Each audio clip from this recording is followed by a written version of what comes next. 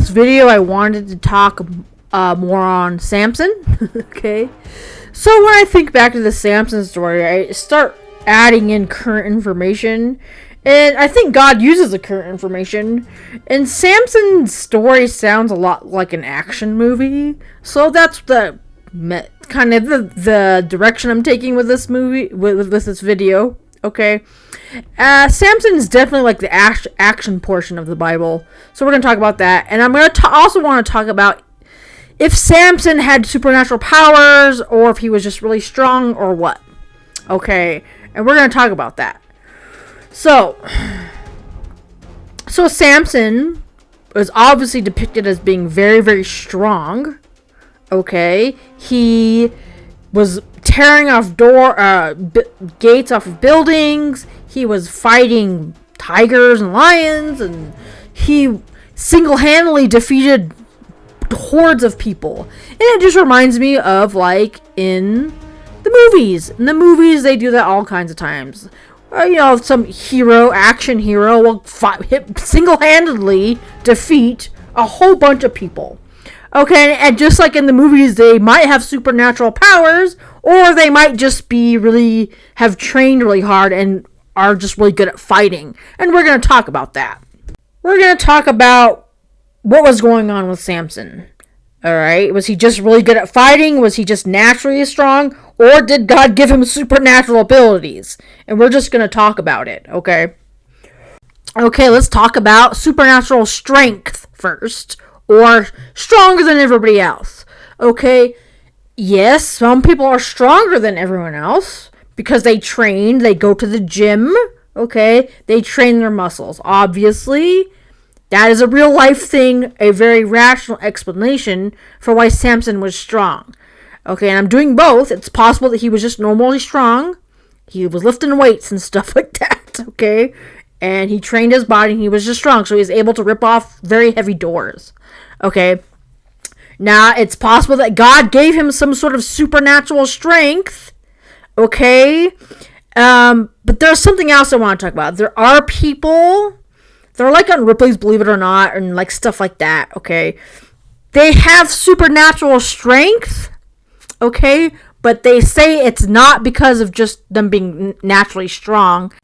Well, I mean, they're just naturally strong, but it's not from them going to the gym, okay? It's not because they're exercising their actual muscles. It's coming from their minds, okay? They say, basically, long story, there's like these men, they look very normal. They don't have a bunch of muscles or anything, but they can do things that aren't normal, okay? Strength-wise. They can, like, roll up pans and stuff like that, and they try to investigate why in the world these guys are supposed to be doing that, because it's not supposed to be this is not natural, and it has nothing to do with their muscles. Okay, for example, there's a couple of guys that they can do this stuff, and they try to explain why in the world this is happening. And these are real life people. It's not a gimmick. They have a good amount of men who can do this. Okay. And they try to explain how it's possible these men have supernatural strength almost. Okay, and they usually say the same thing they do with psychics. They say that somehow their brain is operating on a different level, basically, and it's basically tricking their body into being stronger than everyone else. Okay, and it's possible that's what's happening. It's possible that Samson was just normally strong, like he just had lots of muscles, but it's also possible that Samson was one of these guys, okay? Meaning his brain, and God might use his hair as a metaphor for his brain. He had magic hair, right? But the magic hair thing could also be a metaphor for his mind. Like something in his mind or brain, he was born that way, and it was his brain was operating on a different level, and it was kind of tricking his body into being strong. Okay, they will usually say stuff like, well, their mind is somehow tapping into the magnetic field of the earth, and it's kind of tricking their bodies to be stronger than normal.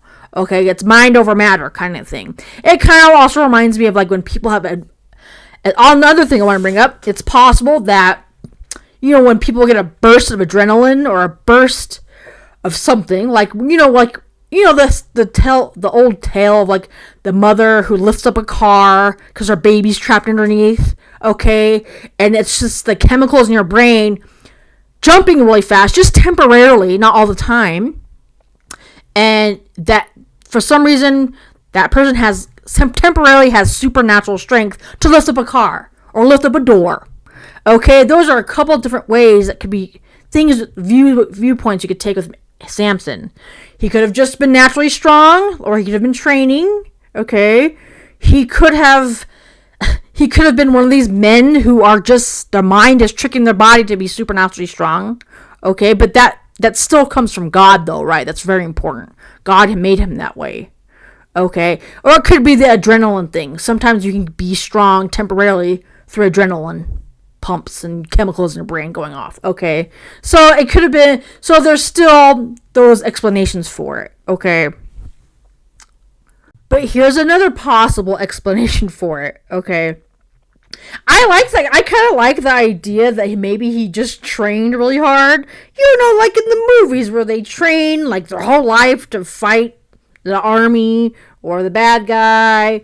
They have a goal in mind. Maybe Samson was like Rocky or something. He trained his whole life to fight the Philistines. Like, that was his life goal. I kind of like that idea, because most of the part, I like the idea that he actually earned his strength. You know what I mean? He trained really hard. He fought really hard to prepare himself for the Philistine fights. Okay, I kind of like that idea. And I like it because it's actually a little prophetic too, if that was happening. Like, it reminds me of Noah's Ark. What's that guy doing? Spending his whole life building a boat, and it's for the flood that they didn't believe was going to happen. And so, like, Samson was training. He was out there flipping tires, or lifting up trees, or bench pressing trees. Training. Maybe he was doing Tai Chi out in the wilderness. I don't know. Okay, he was training out in the wilderness, and they probably thought he was doing a bunch of weird, crazy stuff. He's like, man, those Philistines are coming. I can't just sit here and do nothing. I gotta prepare for the end. The end is near, right? You can use the prophetic stuff for that, with that perspective too. Okay, while everyone else is chilling and doing nothing, he was out there training because he knew something was coming. Okay, you can actually add apocalyptic stuff in there too, right? Anyway, and after he wrestles this lion or whatever, he eats the honey of this lion, and that could be like it reminds me of, like, first of all, it happens earlier in the Bible, in the other part of the Bible, when Saul, okay, him and his soldiers, right before they had a big battle, they ate honey. Okay, so that could be a metaphor for some guy who's training, taking his muscle milk or something like that. It reminds me of that anyway. He was on a very special diet for his training. Of course, you can add the metaphors in it, because sometimes the Bible is referred to as honey. Okay, you can add the metaphors in there. Okay. But here's another way of looking at it. It's possible that he trained really hard, but also it's possible that he had a different technique. Okay, like karate. I mean, I'm not saying Samson knew karate, but maybe he did. But I could imagine but I'm gonna use karate. I could just imagine someone using martial arts to someone to the Philistines. It's possible that he just had a different way of fighting, and they didn't know how to fight it back. I could just imagine they wouldn't know what to do with somebody who was doing karate or something like that. It's possible that he just had some weird fighting technique that they've never seen before, and they didn't know how to fight him. Okay, it reminds me of, like, I'm sorry, I'm using old movies. Okay, like in The Patriot. Have you ever seen this movie's old? I know. The Patriot. This guy single-handedly fights off these soldiers. Okay, and for a while they thought he had supernatural powers, but he didn't have supernatural powers. This is when they had that really bad way of fighting where they just lined up in a row and you literally just shot them, like, right there. It was like the silliest way of fighting ever. But in The Patriot, he was able to fight this whole army just because he was hiding in the trees and stuff. He was hiding, and, like, he had a different fighting technique, a different defense technique that they weren't used to, and so he was able to fight the whole army. Okay, it could have been something like that. He could have had a really good defense mechanism, natural, or, you know what I mean? He could have just been doing something really weird and different, and they just couldn't handle it, and they got defeated. You understand what I'm saying?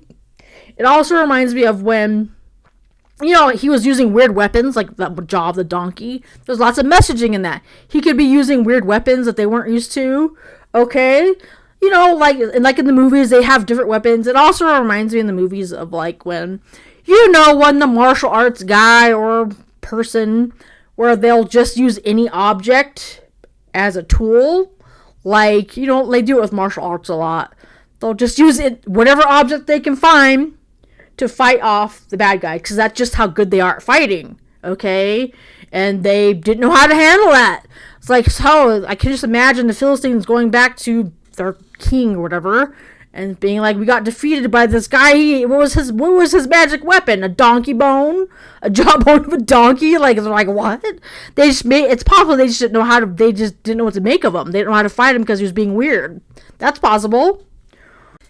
And God uses parallel stories to explain other parts of the Bible, okay? So, for example, a very supernatural version of this story, this was more like a man doing this. Now, this is a supernatural being doing this. Later in the Bible, elsewhere, one angel came down from heaven and killed 185,000 soldiers. Just one. That's parallelism, right?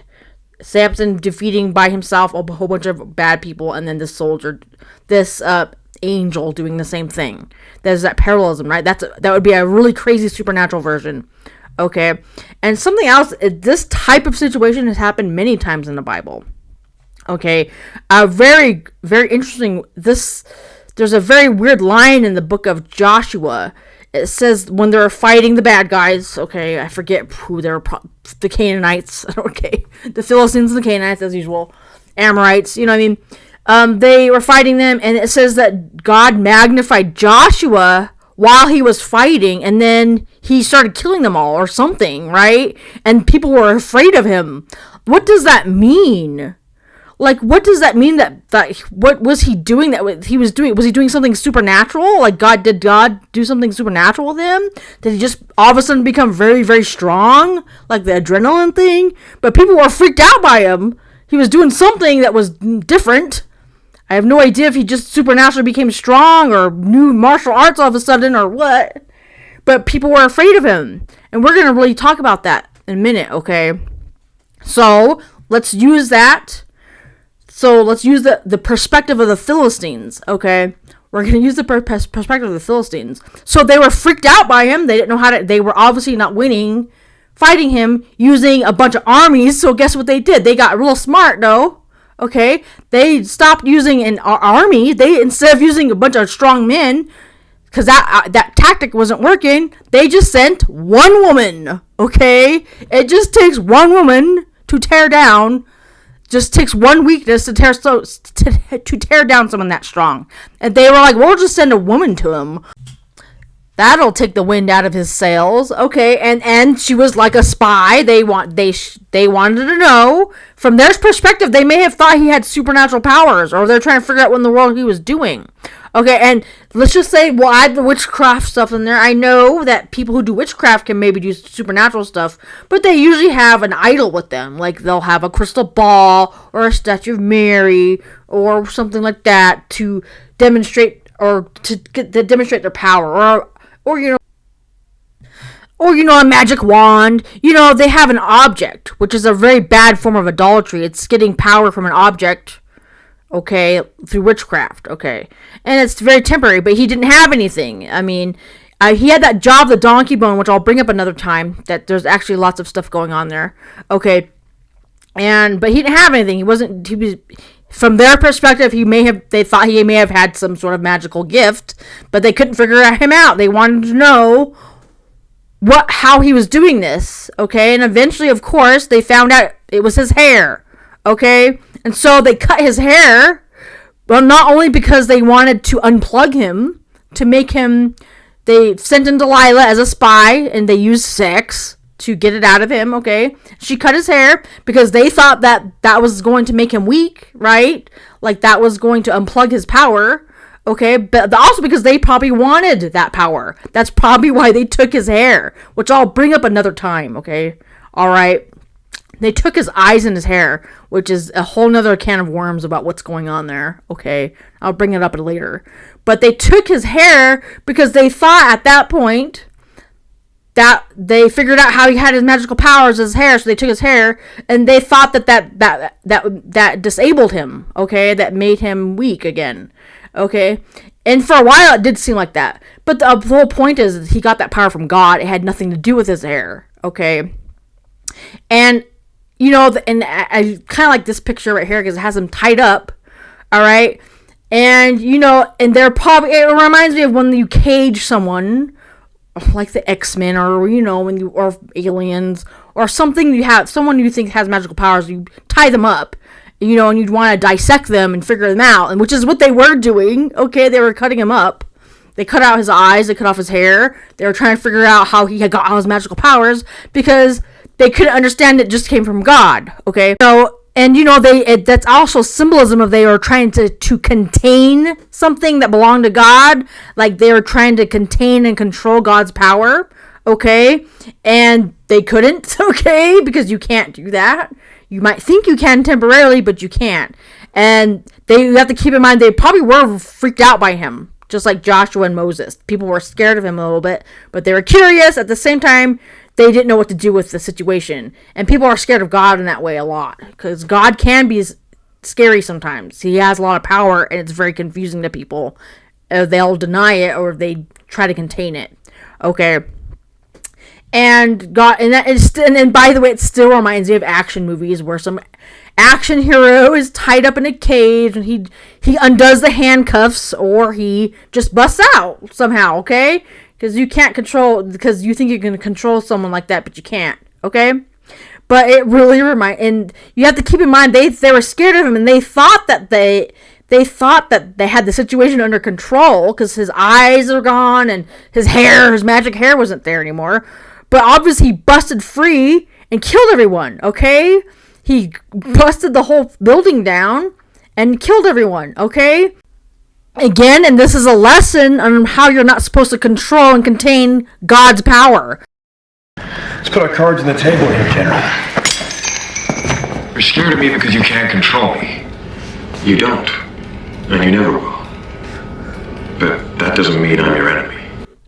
Yeah, because these stories just aren't about God, Samson's power. It's about God's power, too. And, you know, they use these themes in many movies. You know, I'm going to use King Kong. They tie him up, okay? And they think they have the situation under control. They have him sedated, just like they had Samson tied up and sedated. And did it work out? No. He broke free and killed everyone in the whole building, just like Samson did. He got unleashed. This is about God unleashing his anger, not just Samson, though. Okay, it's about God getting angry, because God does do that sometimes, okay? And they do that with the X-Men, Magneto. They try to tie him up. We got you all figured out, but, you know, we got you a plastic cage, you can't come out, but then, of course, he finds a way to break out. They do that theme with lots of movies, and you can use that messaging anyway, with Samson and with God, correct?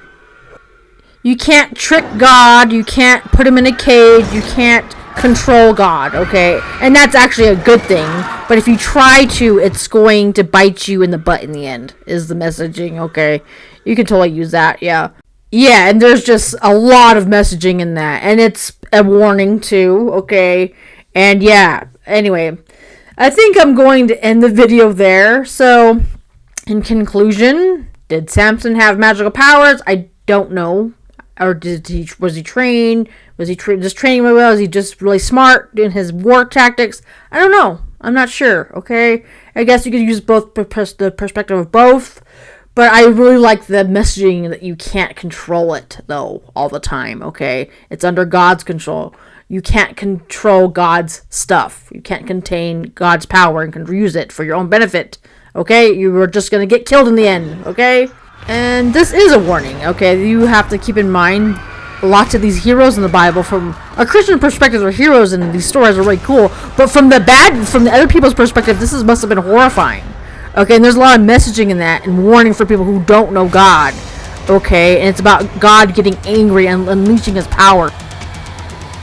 And you know, most of the time when people think of Jesus or God or Moses or Joshua or Samson, they make them really holy and innocent looking and like weak almost, but they're not. People were afraid of them, and for good reason.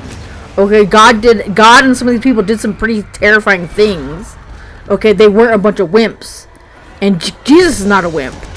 Just like, yes, Jesus is depicted as being very gentle at first, but I think people forget some Bible passages about how when he comes back, he's not going to bring peace, but a sword. Just like it's the same story again. They thought they had defeated Jesus. He was tied up. He was, at their he was at their mercy. When actually it's not. Okay, when he comes back, he's gonna bring the sword. Okay, and it's not gonna be like this peaceful, nice, scene here. It's going to be war. Okay. Jesus is not a wimp. Moses is not a wimp. God is not a wimp. Okay? He's serious. Okay? He lays the smackdown sometimes.